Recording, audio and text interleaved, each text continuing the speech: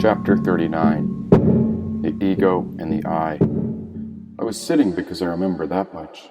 I was sitting in a seat when the king pressed a button. Magnificent cages held beautiful women who were trapped behind the red drapes.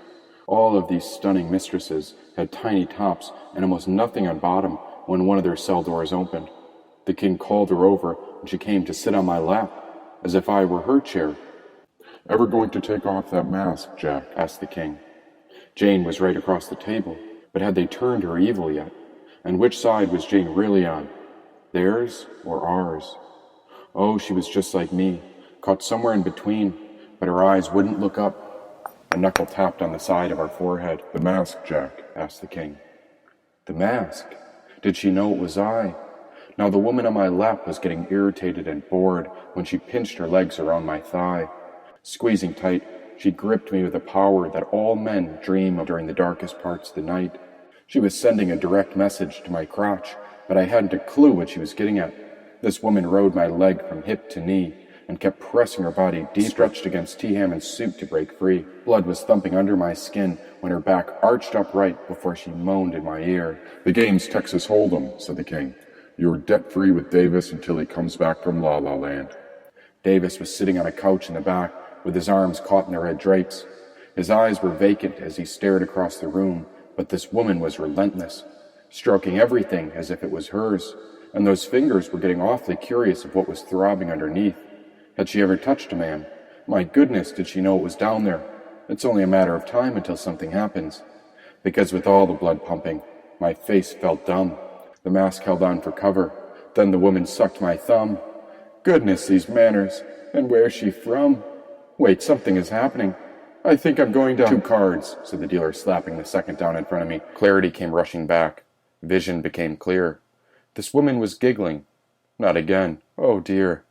She didn't love me. She didn't even know who was under the mask, and yet she'd taken full authority over T. Hammond's body with those beautiful legs. The attractive woman looked back when I caught sight of her pupil.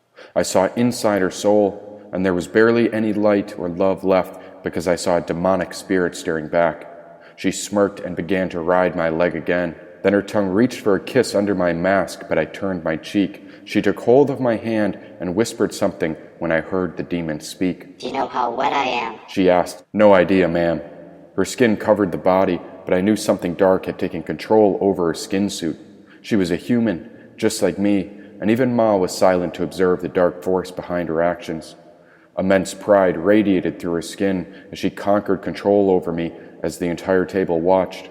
I was not ashamed or amused because Ma had no interest in controlling these men or women. The battle was beyond this land, and so I began to settle because only Ma could defeat something this dark. "Coke?" asked the king.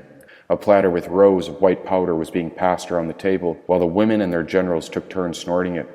Peering into the depths of the temptress, all I found was the dark forest looking back. But Jane, my eyes scanned the room. Had the darkness consumed her? I looked deeper at my sister. There was a haze of medicine covering the light in her eyes, and even though she was dazed, she was still in there. "We're waiting on you, Jack," said the king. "Are you in or out?" My cards. There were choices I'd have to make, but there was murder on my mind. Then above all, the curiosity of these 2 cards was the only distinct sign. I pulled them towards me when the king reached into Davis's stack and placed my bet with the others. "Don't worry if you get into debt with Davis," said the king. "And I didn't know you were the psychedelic type. Here, take some more." Many mushrooms came in a hurry. Everyone was watching before I chewed more orange fungus under the mask. The mushrooms disappeared into my belly when the king reached into Davis's pile and handed me a stack of his money. "You lost it in a hand," announced the king to the table. "Do whatever you want with it." Davis was still in another dimension when 3 cards were placed in the middle while everyone checked their own cards again. Well, I'd forgotten the rules, so I'd lose the game. But I didn't need cards to tell me that. All that mattered was Ma's curiosity of what could be waiting in this hand. "Going to look at your cards?" asked the king. I thought about looking, but if the psychopomp was right, then all cards come based on my own choices.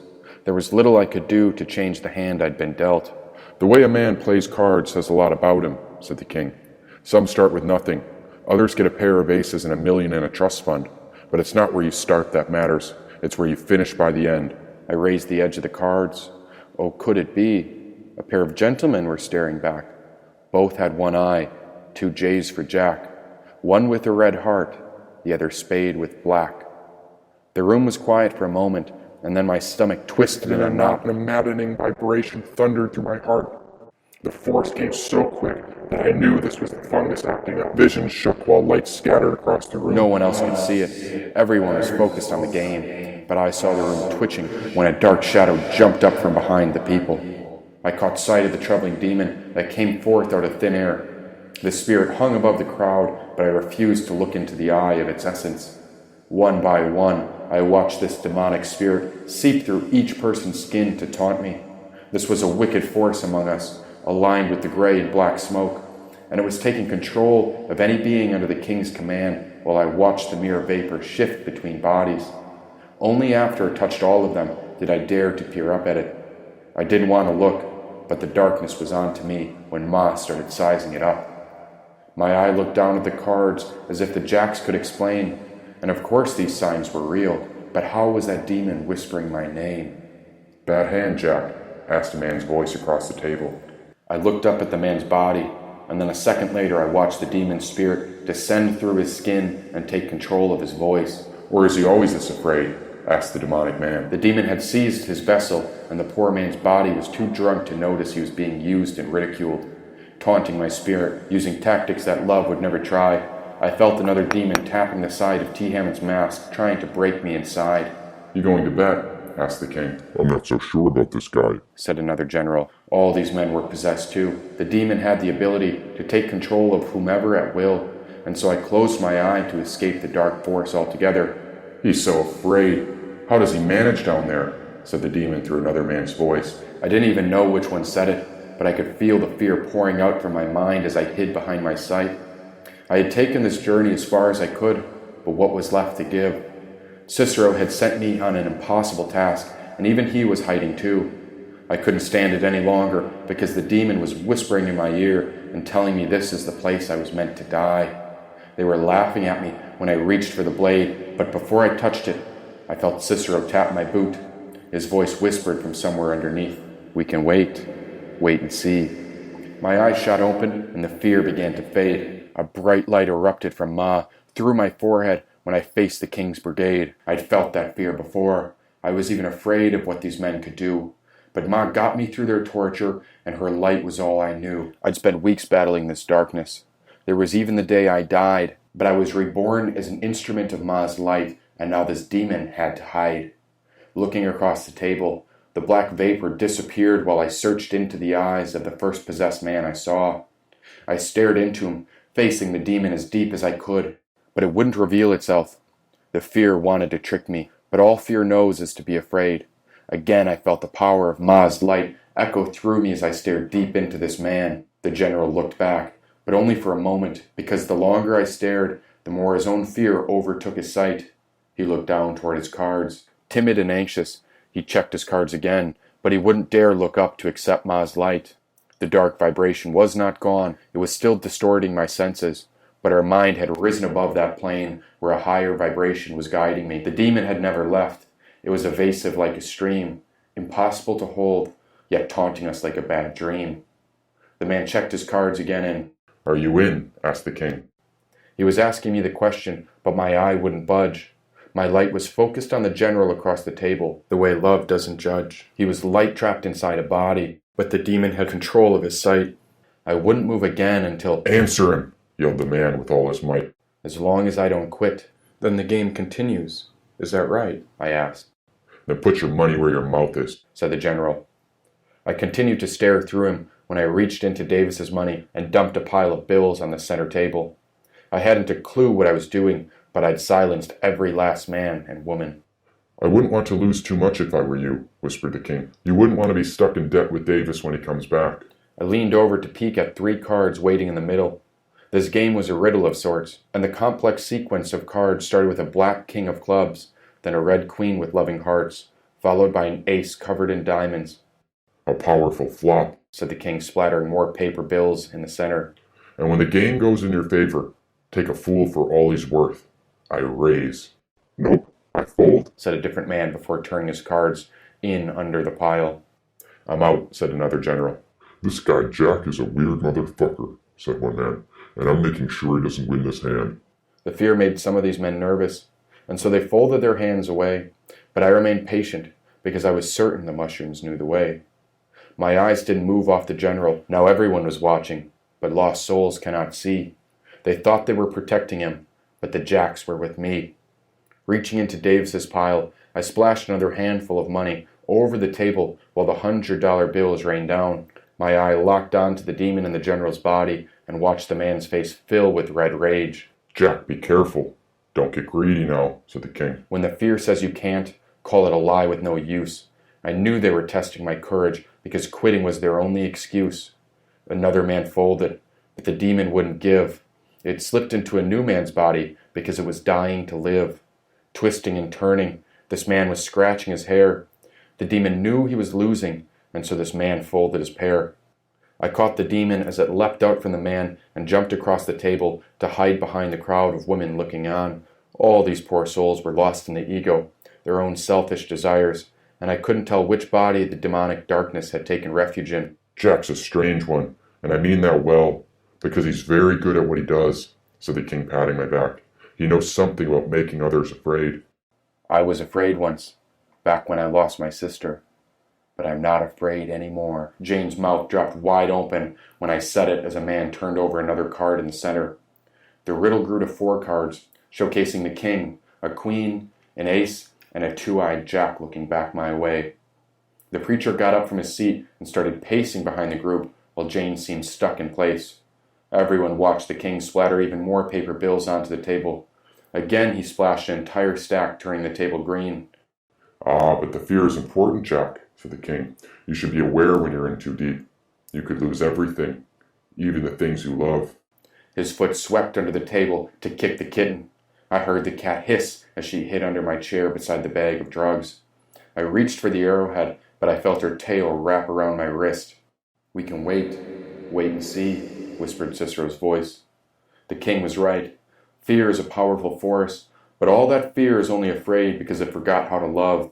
A man lit a lighter from his hand, while the orange ember burned through the cigar in his mouth. Smoke came over the table while I watched the orange ember breathe. Cigars were passed down the table with the compact flame.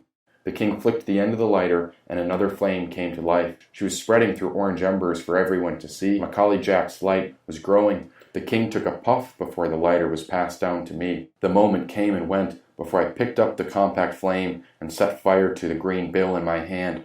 The $100 bill was ravished, and then the king's portrait disintegrated like the wind pushing sand. A light was burning, screaming for Macaulay Jack. Stop, yelled the king. He smacked the paper out of my hand and batted the flame out on the table. It was silent until the king caught his breath. Are you fucking crazy? Fear will always be afraid. It will never know what love would do to save us all. I could take everything from you if I wanted. Do you understand me? Said the king. Never light a fire on this ship. These walls are closed for a reason. All it takes is one stupid mistake, and all these walls would open. No one is free until I say so. The last card was drawn, and... Well, isn't this something? Said the king, raising his bet even higher. A jack of diamonds was revealed beside the other jack. There were 2 jacks on the table and 2 jacks in my hand. If I needed another sign from the goddess of the jack, then this was it. I took another look at the ember on the king's cigar when I grabbed every bill from Davis's pile and dumped it into the center. You think that's bravery, said the king. Gentlemen, don't you see it? He's not afraid of anything. The man is willing to risk it all, and that's why he's an extractor. Screw this, I fold, said the last man I'd been staring at. A quitter. The demon exposed its darkness too early, and Ma's light was too powerful. Only the king and I were left. Do you know how much that is? His fingers rummaged through the bills. It's over 28 grand. The king paused and needed a minute to think. He took a sip of whiskey and checked his cards while the room waited. They were staring at the game, then at my eye, but never at the king. You know, sometimes we're not always born where we ought to be, said the king. Life gave you a bad hand, Jack. That's why I'll hide behind that mask all your life. But I'm going to call your bet, and once I win, I want you to show everyone how ugly you are behind that mask. He paused and began piling bills onto the table. Money won't save you, added the king. You'll be in debt with Davis for some time after this. He turned over his cards and revealed 2 aces. Full house, said the king. This was a full house. and even the demon was aware. But what happens to the riddle now? Nothing. Oh, it hurts, doesn't it, Jack? He began reaching for the money. Now show us the truth. Show us the bastard hiding behind your mask. Jane's eyes were fixated on me, and then at the cards. Meanwhile, all the men and women started laughing. My left hand reached for T. Hammond's chin to pull the mask away, while my other hand gripped the arrowhead tight. This was my end, and it was only fitting to let the king know who had killed him. The woman stood up from my lap when I realized that all the fear in this room would destroy me soon after. Once I took the king's life, these demons would devour our light. Davis had come to life and was standing behind me. At first I thought he was reaching at empty space again, but now his hands reached onto the table and turned over my cards. Everyone's jaw dropped. 4 jacks, said the king in disbelief. I stopped raising my mask when it got up to my lips. God damn it! Everyone out, yelled the king. Jack and I need to have a word alone. The king slammed a button under the table before the lights turned on. Cages hidden around the room were revealed. Every red curtain swayed open except for one in the very back. Then all the women trapped in the cells were released. The king stood up and began pacing away from the table, putting his hand on his hips in disgust. Don't leave, Jack, he said. We need to talk.